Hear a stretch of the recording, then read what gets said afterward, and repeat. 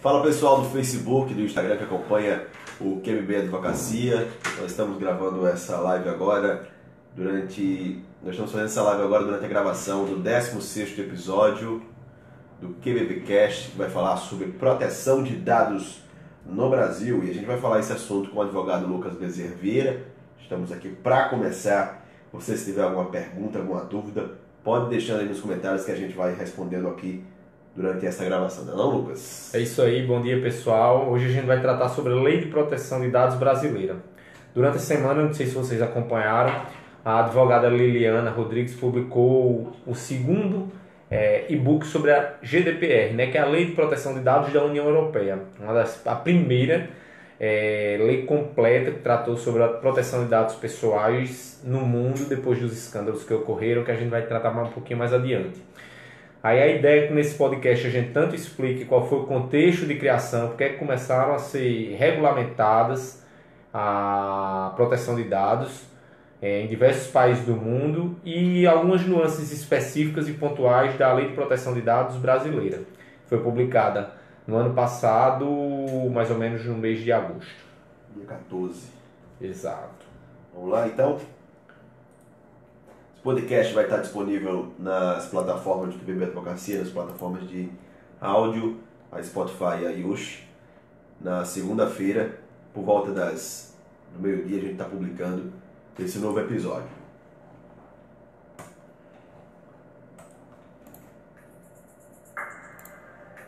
Começa agora o QBB Cast, o seu podcast com conteúdos vídeos do Queiroz, Barbosa e Bezerra Advocacia.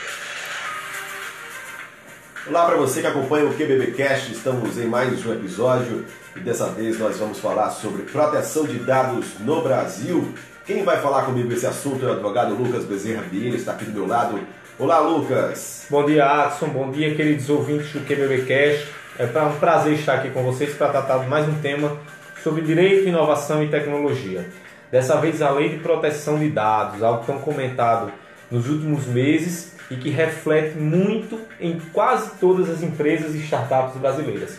Hoje a gente vai abordar um pouquinho o seu contexto de criação e discussão, tanto na União Europeia como no Brasil, para depois explicar quem se aplica e algumas nuances dessa norma.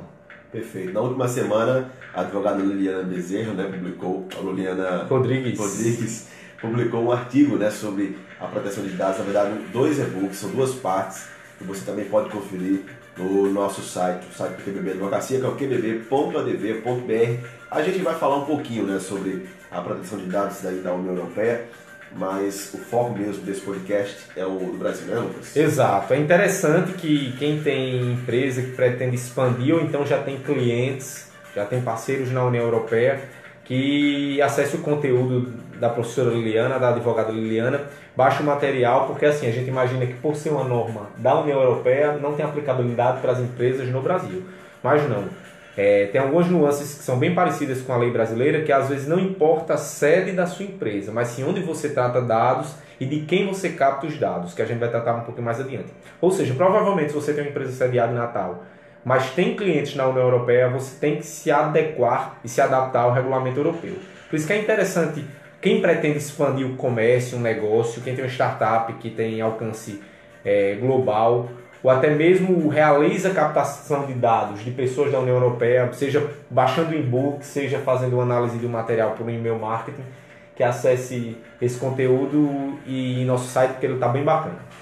Perfeito, Lucas. Então vamos começar a debater aqui sobre esse assunto, proteção de dados no Brasil. Para quem nunca ouviu falar nesse tema, foi no dia 14 de agosto que o presidente Michel Temer sancionou a Lei 13.709 de 2018, que trata da proteção de dados pessoais em geral, que é a LGPD.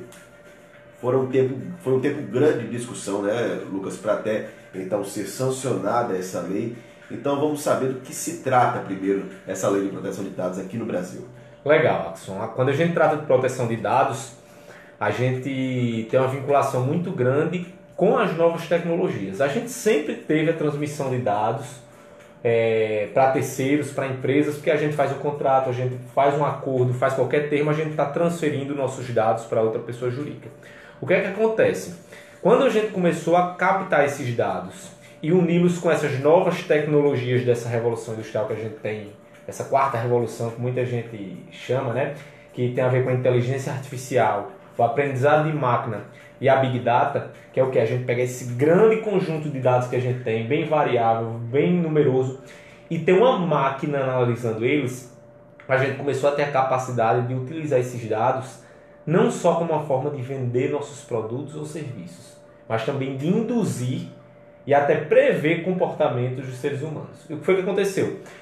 A União Europeia tem uma lei de proteção de dados bem antiga, de 1995. Em 2012, quando essas novas tecnologias da inteligência artificial, da Big Data, do aprendizado de máquina, começaram a se tornar uma realidade, houve uma aceleração pelo estudo dessas normas da União Europeia e que começou no Brasil também. Em 2012, quando a União Europeia começou a discutir a GDPR, no Brasil se começou a discutir a proteção de dados pessoais com a iniciativa de um deputado federal, Milton Santos, salvo engano, que apresentou um projeto de lei sobre dados pessoais. Mas, como não era de grande interesse do legislativo aprovar uma norma que regulamentasse a proteção de dados, o que foi que aconteceu? Ela ficou suspensa, passando por diversas discussões. A gente teve 2 consultas públicas, tivemos a participação de mais de 2.500 atores que se manifestaram sobre a norma. E atores que eu digo são entidades, órgãos, pessoas que são referência na área. E essa discussão perdurou durante todo esse período, até que o quê? No final de 2017, início de 2018, quando a norma da União Europeia entrou em vigor, porque é da União Europeia, a GDPR, foi aprovada em 2016, seu vacatio legis, ou seja, seu tempo para entrar em vigência foi de 2 anos também, entrou em vigor em 2018, a gente teve 2 escândalos bem fortes, que foi o do Cambridge Analytica, que é a empresa britânica que utilizava dados e induzia comentários, curtidas e comportamentos em redes sociais, para levar os leitores a ter um comportamento específico, que foi utilizado nas eleições dos Estados Unidos, e algumas pessoas dizem que também foi utilizado nas eleições presidenciais do Brasil. E a gente também teve o escândalo de comercialização de dados públicos investigados pela Receita Federal. Aí nasceu o alerta na cabeça do legislativo e de toda a população. Tudo bem, agora a gente tem ciência que dados são extremamente importantes e têm valor. Mas como é que estão usando os meus dados? Para que é que estão comercializando os meus dados? Como estão comercializando meus dados? Que dados as empresas detêm de mim? O que é que eles sabem de mim? Por isso que nasceu essa preocupação do legislativo em aprovar logo uma lei que regulamentasse o tratamento de dados no Brasil. Foi nesse contexto todo que nasceu a Lei Geral de Proteção de Dados Pessoais. Perfeito. Então foram 8 anos de discussão até o momento deles quererem tratar esse assunto com urgência, né? Isso. Foi votado com urgência também no Senado. Isso, ela passou 8 anos de discussão, mas aquela coisa, se não tem um interesse maior, não sai. Ela teve também, além da falta de um estopim para a votação dessa lei e a aprovação dela, teve também um problema. Como o dado pessoal, tecnologia e inovação entrou muito em discussão nos últimos anos, o que foi que aconteceu? Depois da norma da proposição legislativa do deputado Milton Santos, começou a ocorrer uma série de apresentação por outros deputados de projetos de lei tratando também sobre a proteção de dados e internet no Brasil. E o que eles faziam? Como o deputado Milton Santos era o primeiro, eles ficavam pedindo para aglutinar os projetos, para serem votados em conjunto. Aí, além da falta de uma motivação para, de fato, o Legislativo, a Câmara Federal, botar o projeto de lei que tratava sobre dados pessoais debaixo do braço e dizer vamos votar agora, vamos aprovar, porque a gente teve o escândalo do Cambridge Analytica, a gente está tendo esse receio da utilização dos dados pela população por parte dos entes públicos, porque esse escândalo que surgiu no Rio Grande do Sul no final de 2017 foi de vendas de dados pela Receita Federal, por alguns servidores da Receita Federal. Aí, como a gente teve esses 2 motivadores, foi que a lei foi votada no início de 2018. E o que é que isso interfere na nossa vida como usuário e também na vida das empresas que utilizam dessa ultra tecnologia, vamos dizer assim? Legal, Axel. A gente tem uma aplicação agora de que... Esse é o primeiro ponto que eu queria falar. A lei de proteção de dados, a gente tem imagem quando a gente trata de dados pessoais, é a mesma coisa de startup, que é algo bem distante da nossa realidade. Mas não. A Lei Geral de Proteção de Dados se aplica a qualquer pessoa, seja ela natural ou jurídica, de direito público ou privado, que realize o tratamento de dados pessoais ou que utilizem dados pessoais nos meios digitais. E tratamento de dado pessoal tem uma gama de ações, de verbos que podem ser aplicados a dados pessoais muito grandes. Usar, captar, organizar, analisar. Eu costumo até comparar com o artigo 33 da Lei de Drogas, né? Que a gente diz que é tráfico de drogas, uma série de ações que você pode fazer: armazenar, ter em depósito, guardar, aportar. A mesma coisa se aplica ao dado. Se a gente pega a conceituação de tratamento de dados, são várias ações que a gente faz com dados de pessoas físicas ou jurídicas que se aplicam a dados ao conceito de tratamento. E o que é dado pessoal? É qualquer informação que possa levar à identificação de uma pessoa de maneira direta ou indireta. Porque existem os dados que são os dados pessoais diretos e existem os dados que são denominados anonimizados. São aqueles dados que foram captados de uma pessoa física, mas que você deu um tratamento a eles, ele passou por algum tratamento específico que não permite você identificar de quem são aquelas informações. Ou seja, se você tem uma empresa que, para a pessoa se inscrever para contratar o seu produto ou serviço, ela precisa colocar o seu nome, o seu CPF, o seu endereço, um dado de uma empresa sua, o endereço postal para correspondência, o telefone, você está se enquadrando na captação de dados, você está fazendo captação de dados pessoais, e isso são dados, qualquer informação que possa identificar uma pessoa ou não, e você está sujeito à Lei Geral de Proteção de Dados. Entendi. Então essa lei que já entrou em vigor no ano passado, ela dá uma certa exigência ao usuário na internet. Ele precisa expressamente autorizar a coleta de dados, por exemplo, de algum site, algum aplicativo? Isso. É importante ressaltar que a lei está em vigor, mas a sua vigência só será depois de 24 meses da data da publicação. Ela foi publicada em 15 de agosto. O único dispositivo...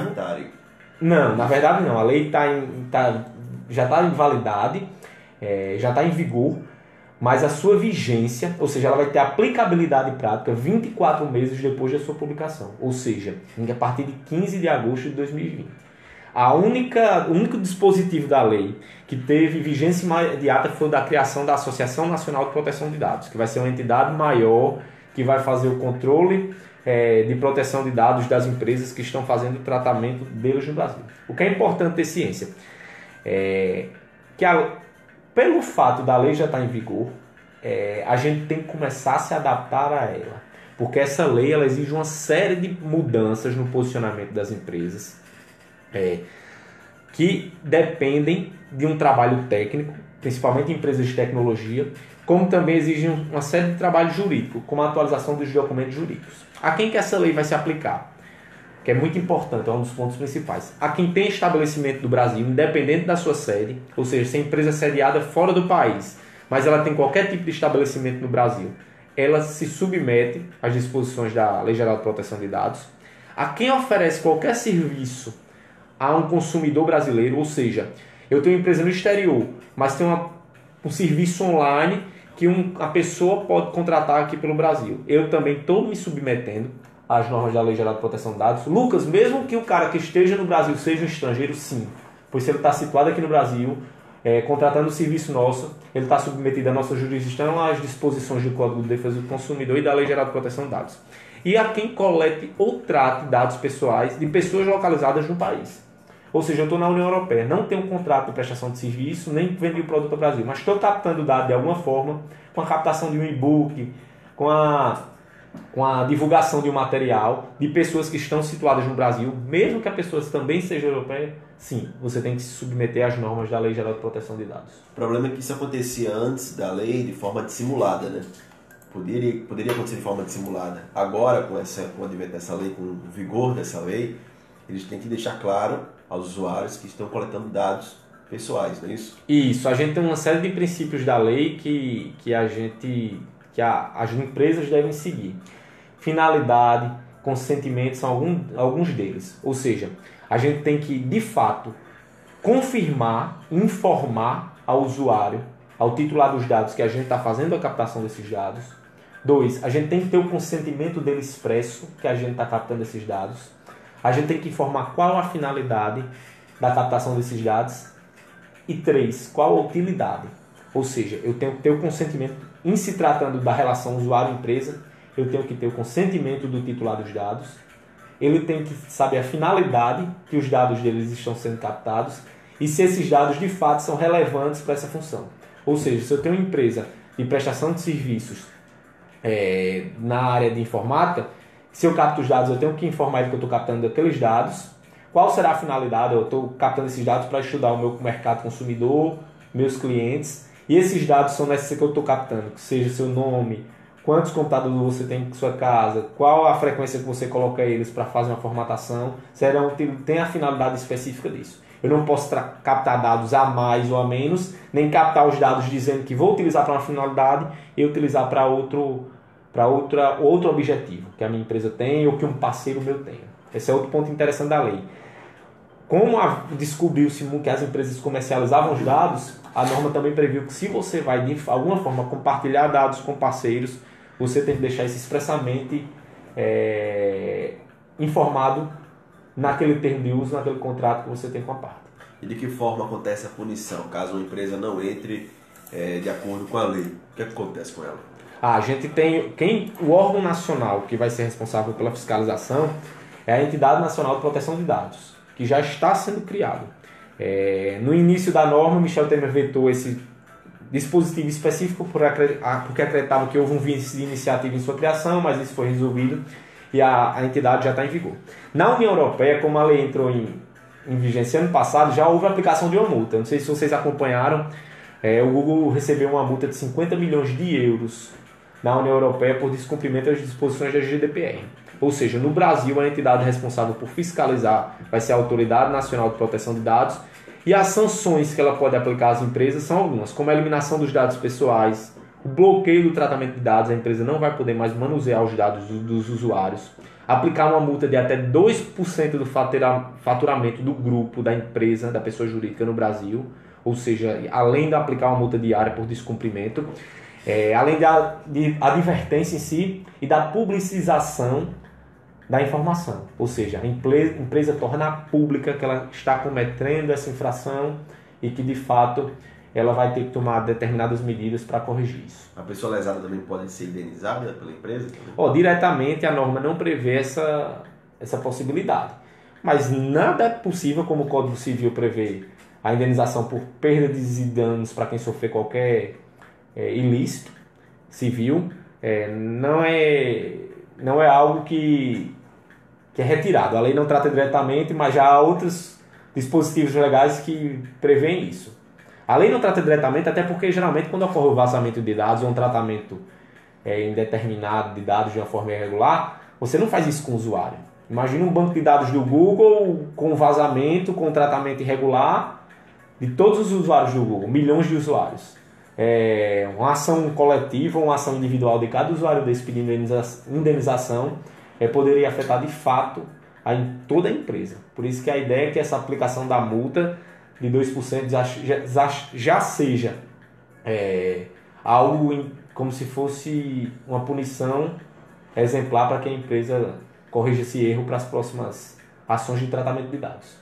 Lucas, no caso de uma empresa aqui brasileira, ela comete uma infração na captação de dados europeus, da Europa. O que acontece com ela? Como é que é aplicada a sanção?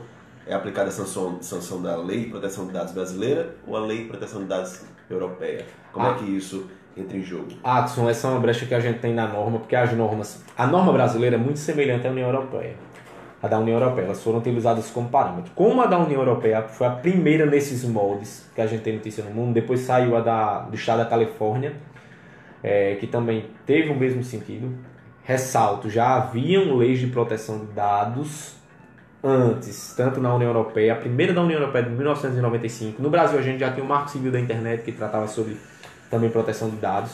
Mas assim, nesses casos a gente vai ter que partir para o direito internacional e até para relações jurídicas de cooperação, porque em alguns casos é possível que se aplique tanto a norma da União Europeia como a do Brasil, e aí a gente vai ter que ter uma ponderação, qual é a jurisdição mais aplicável para cada caso específico. Isso acontece Até a gente ter um lado. tratado, que hoje a gente não tem um tratado nesse sentido, dizendo quais são os casos que há uma, vamos denominar assim, uma biaplicação de normas, uma dupla aplicação de normas de punição, e qual vai ser aplicada. A gente precisa regulamentar isso de uma forma mais completa. É tudo algo muito recente que a gente ainda tem essas brechas legislativas.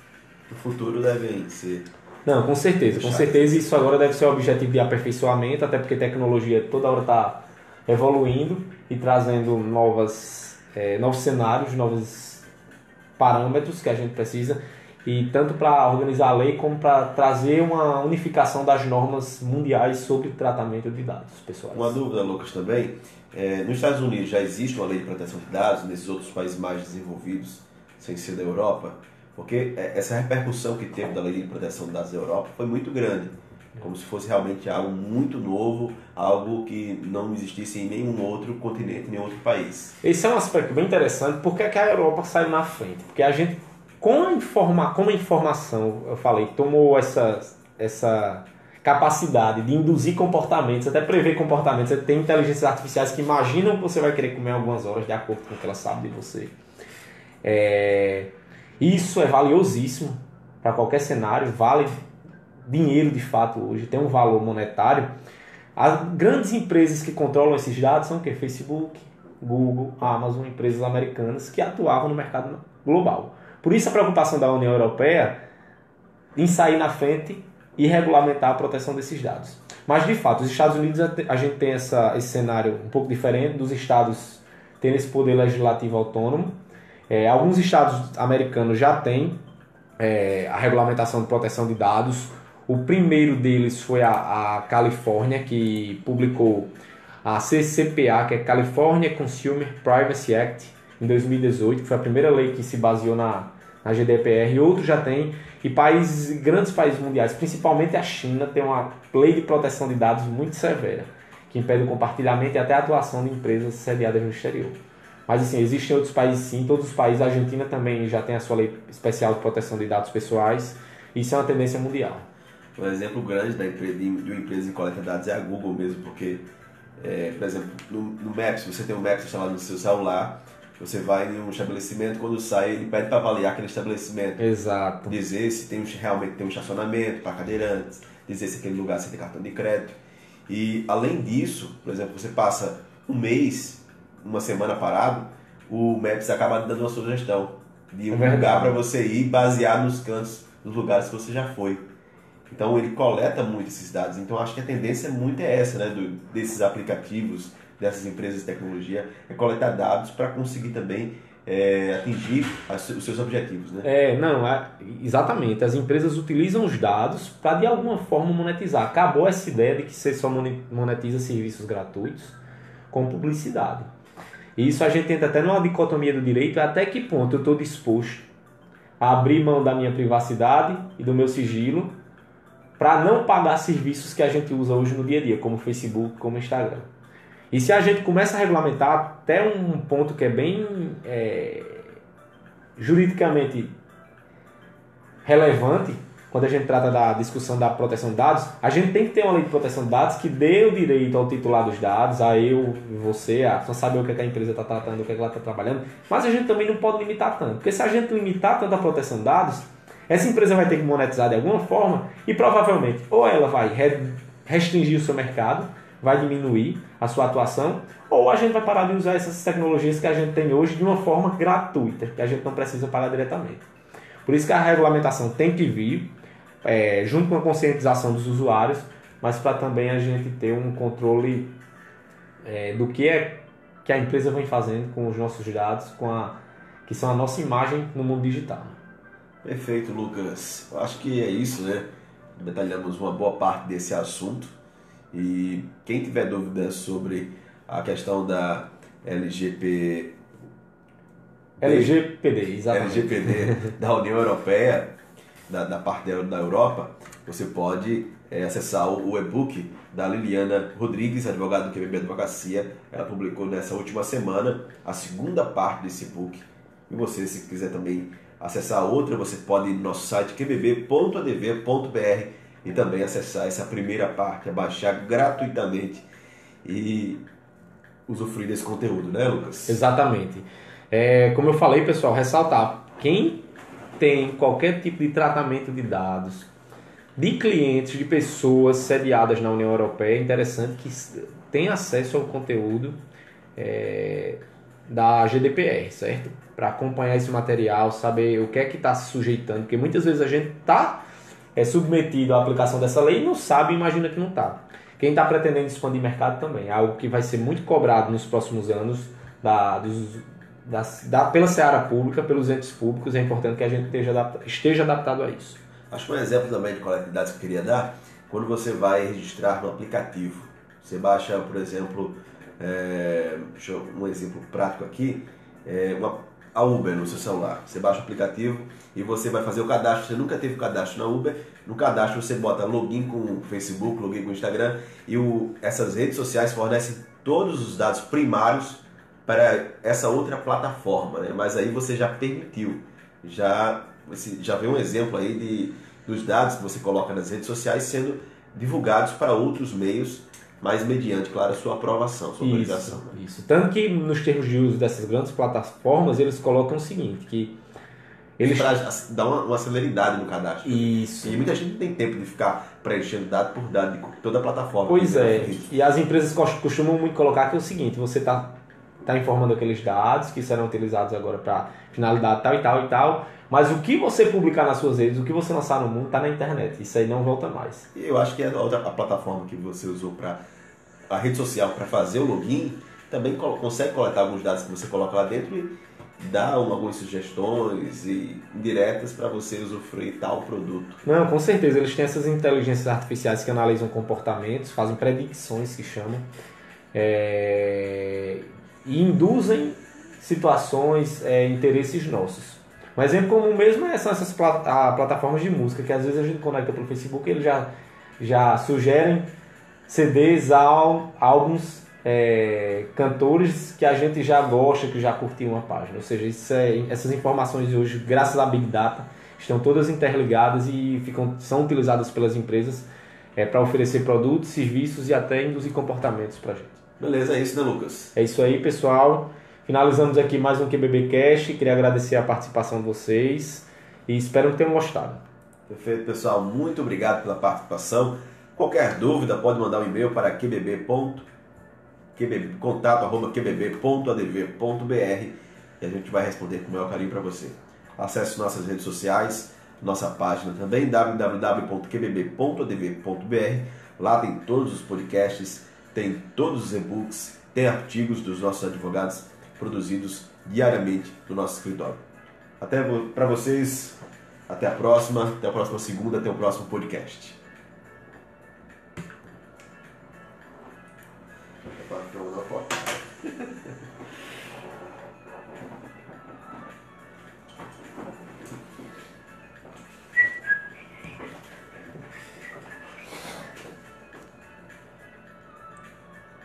João Kleber Amorim. Valeu, doutor Lucas Bezerra Vieira. Encerrou aí? Homem John Kleber.